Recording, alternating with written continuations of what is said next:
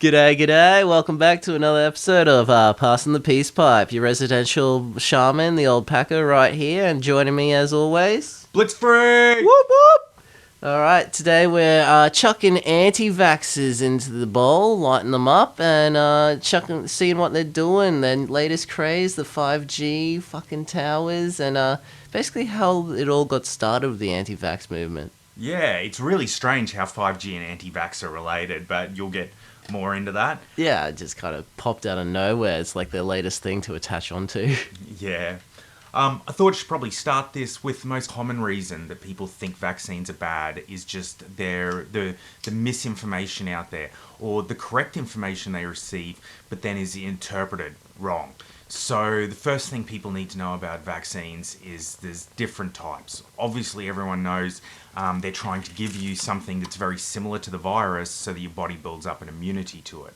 Now you have live viruses, which you basically stun. It's like hitting them over the head with a hammer. You put them into someone, that person builds up an immunity because they remember exactly what that stunned virus was like for when the real virus comes through. So that's the top tier.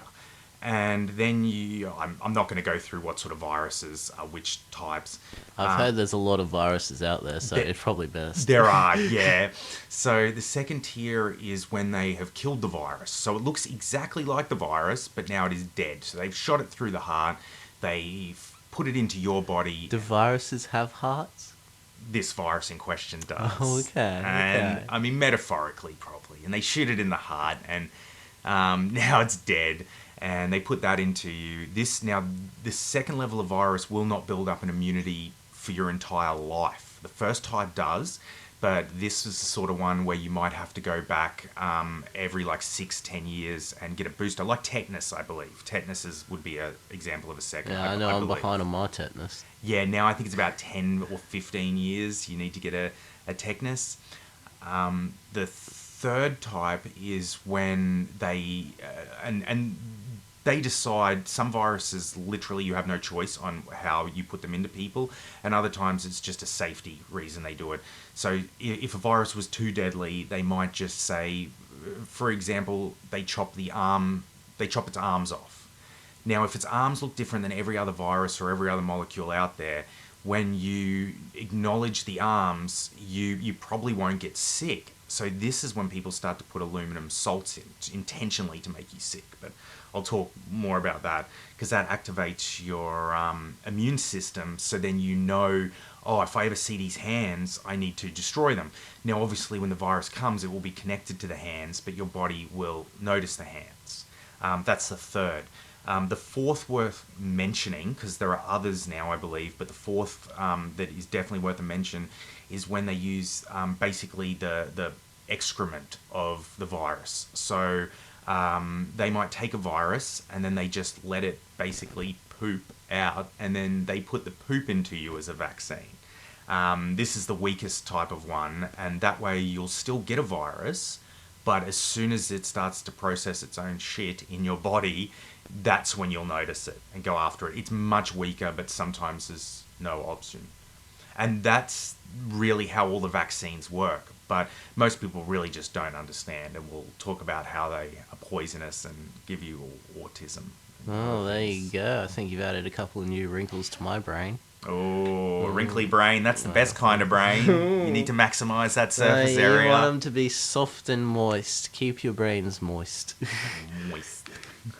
But yeah, all those anti-vaxxers, they started up in 1998 with a fucking study from Andrew Wakefield.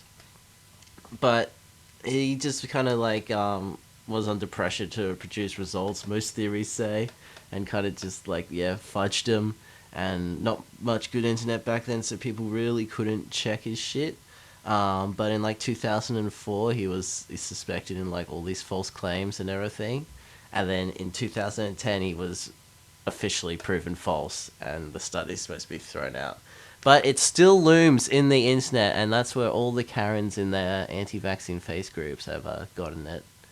And now they're just in this fucking echo chamber of just shit, just recycling it over and over. Well, my guess is, because that's not the first person I've heard of. I heard that this happened in the 90s where a qualified scientist, showed his results to prove all the side effects from vaccines. It turned out he was paid by the anti-vaxxers, by an organization back then, and he literally lied. And it got into the journal, and it was a highly respected journal. The journal realized what happened within a month. So the next article, the next journal that they put out there, they had to do a retraction of the story. However, that same story is still used and referenced by other people who write articles about vaccines. Because it becomes very strange to me.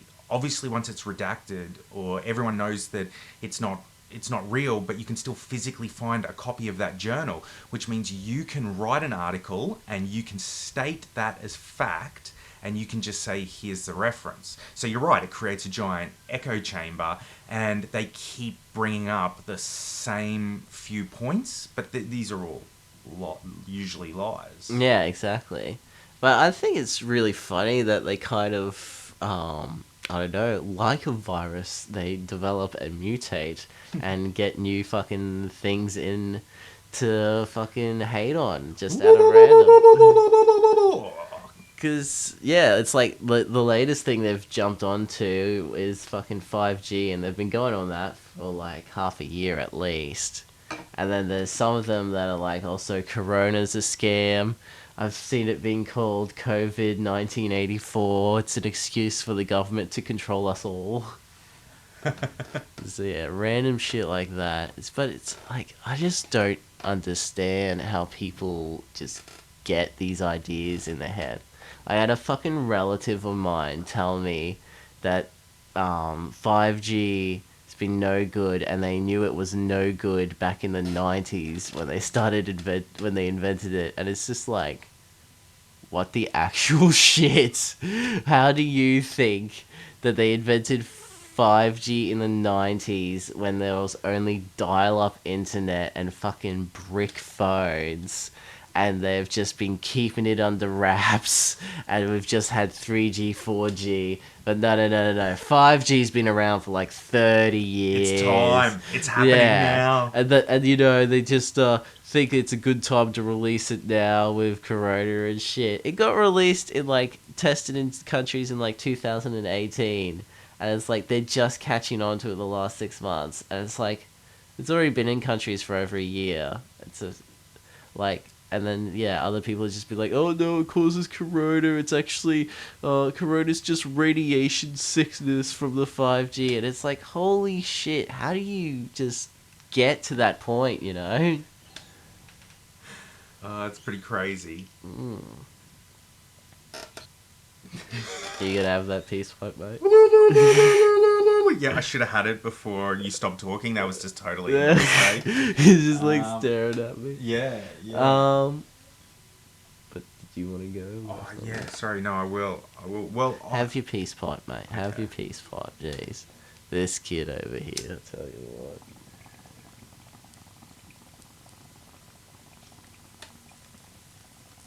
But yeah, I think it's like the same line of Karens and anti-vaxxers and flat earthers. You can really just all bunch them together, because it's just a case of they're just the type of person that you can just explain to them, show them as many facts, do as many experiments, and they'll understand what you're saying and everything. They're not dumb, they can comprehend it, but then they just choose to shut you out and choose to just shut off, ignore everything. Like, that's when we were watching the Flat Earthers. They're literally doing experiment after experiment, disproving Flat Earth, and they're just like, nah. And it's the same with the anti-vaxxers. You can do experiment, you can show them research, all the references, and they'll just still at the end of the day go, nah. What doesn't help with the anti-vaxxers is the fact that I explained to someone who I knew she knew what I was talking about. I explained how the vaccines work. We talked about all the chemicals that are used in them and why they're used. And I can justify things like aluminum salts are specifically put in to poison you so that you build up an immune a stronger immune system to I the think actual that's thing. like some of the problem with the anti-vaxxers. You use words like poison and shit. They go, oh, bad, always bad, never can be good. Bad. But the vaccines have to be poisonous. That's how they work. Like, they Yeah, learn obviously. to trigger against But, yeah. the virus that's put in. But where I'm not giving them credit on this, it's just very hard to argue, is living in Australia. One of the arguments they have is there was a chemical that was being used in most vaccines. I can't think of it offhand. There is absolutely no reason to not use it. I think it's a type of mercury. There's no reason not to use it at all. But because of the outcry in our country and certain other countries, it was decided there was another alternative. Whether that's safe or not is still up for discussion. And the alternative product was used in some countries. Now, in Australia, the government demanded that the old chemical, some type of mercury, they demanded that that could not be used in vaccines anymore. So this was the government just meeting the demands of anti-vaxxers to try to get them to be happier about this.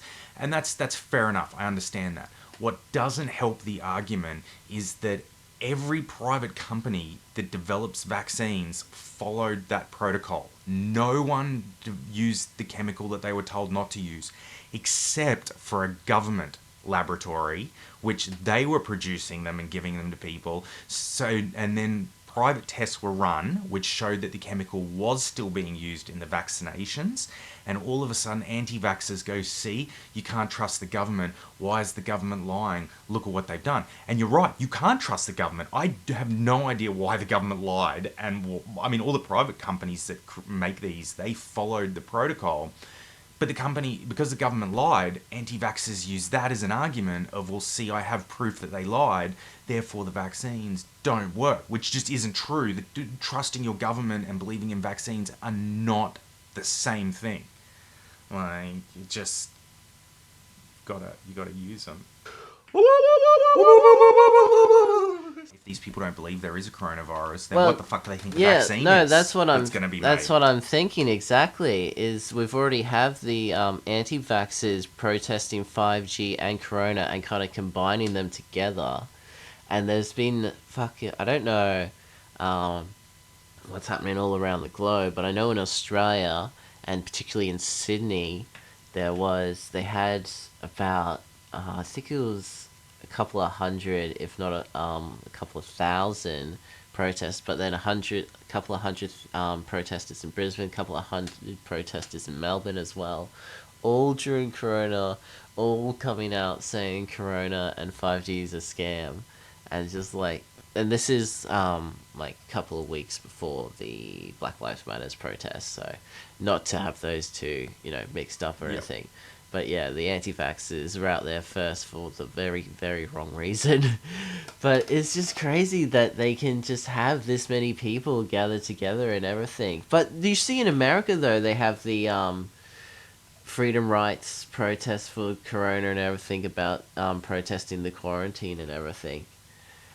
And it's just, I don't know, like, do these people not have access to, like, the internet or TV or radio or, like, talk to a lot of people? Like, you'd realize something's going around and something is actually going down. But I think that's basically the thing with these anti-vaxxy groups, is that fucking the drama is more easy and exciting for their lives than the reality of it all. And it's just how they kind of like, yep, I'm part of this group, we're trying to make a difference, we're the only ones that can see it, we're above the Illuminati, aren't we so special? I totally agree with you. Everyone I've met, I should say everyone I've met who is open about anti-vaxxing. Maybe there are people out there who just would never say it in public, but they also would never vaccinate their kids. Well, if the people, never say it in public, at least they're kind of more aware than the other ones.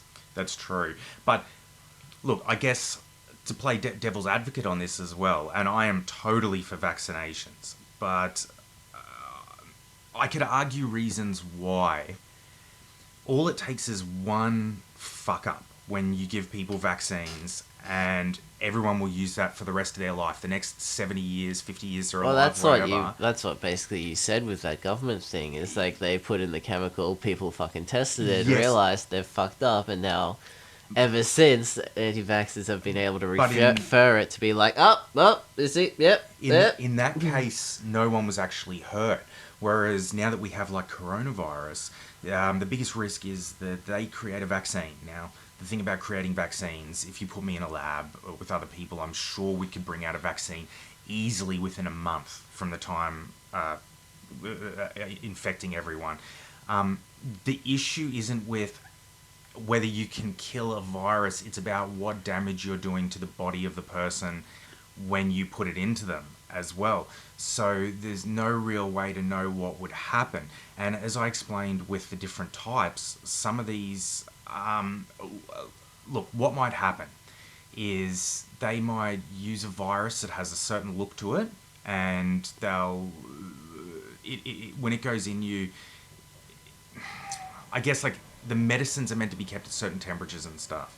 And the the compound will have a certain structure to it.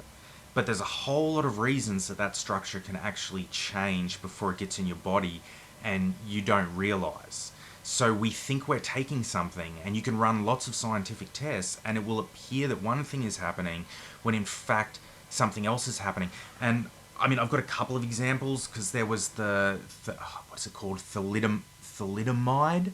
I think they even made a Netflix doco, which I think was very unfair on the person. And this is the thing that they gave to pregnant women in like the 50s and 60s, and they ended up having kids that were missing limbs, like no arms, no legs, all the way to the socket. Sometimes I think they had the hands and the feet, but not the actual Jeez, that's not the way to be. In between. Now, what happened with this was when you I think of the best way to explain this, when you create vaccines and medicines, or pretty much anything in life, they have a chemical structure. But that structure, even though it'll look the same to us, sometimes it's actually like, there's no good way to explain it. It's anatomous. It's basically mirror images of what it looks like. That's one issue. And even though you can separate one type from the other, it might change whilst it's sitting in a container, or for numerous other reasons. So then when it's injected, you think you're having a drug that has passed all these tests, but it is actually another drug now. And there was no way for people to know these things except with time. And there's a lot of other things like dimmers. That's when, just from temperature, it might actually join with itself and become something else. I mean, because theoretically, if I was to ask you, I say, what's water? Everyone says it's H2O, but it's kind of H3O, because it never exists as one molecule by itself. It exists with other ones, and the hydrogens start reaching out. So sometimes what you think you've seen in a lab isn't right. So we can make the vaccines, but if you give them to people too soon, then 5 years from now, anti-vaxxers will be so strong, they will refuse to believe anything, because they'll go, look at what happened to all the people who took the last vaccine, and now everyone's lost 50% of their vision. Which, something like that is a real outcome with a vaccine. But when we talk about anti-vaxxers, because we haven't had anything like coronavirus before now, we're really talking about people who are arguing against vaccines that have been around for so long and got rid of things like polio and tetanus, that it's absolutely ridiculous to not take the vaccines against those things. However, when coronavirus vaccine comes out, do I think it's safe to take as a chemist? I don't know. Would I be the one to take it? Probably not. Probably not.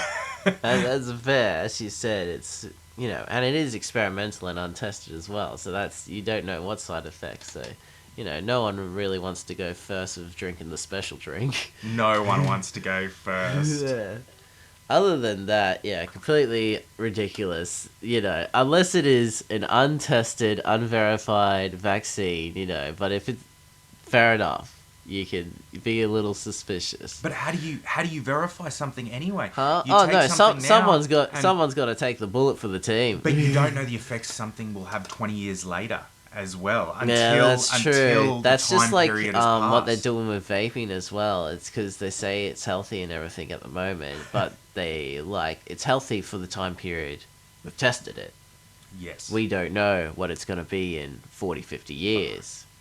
Vaping 'Cause might give everyone mush brain. I'm it not might. sure that that's a technical We term. have no idea. You know, anything's possible. That's well, you know, I'll bring in my physics point of view, and that's the thing. Nothing's ever at a flat 0%. There's always that you know, 0.0000000000001. So that's all from us this week. We're gonna pack it up, head out, get some food, get a good old feed on, because I'm munging for a feed, mate. I am always hungry. He will not let me eat till we finish. Alright, well that's all. We're out. Peace. Chief Blitzfreak. Shaman Packer. Whoop whoop.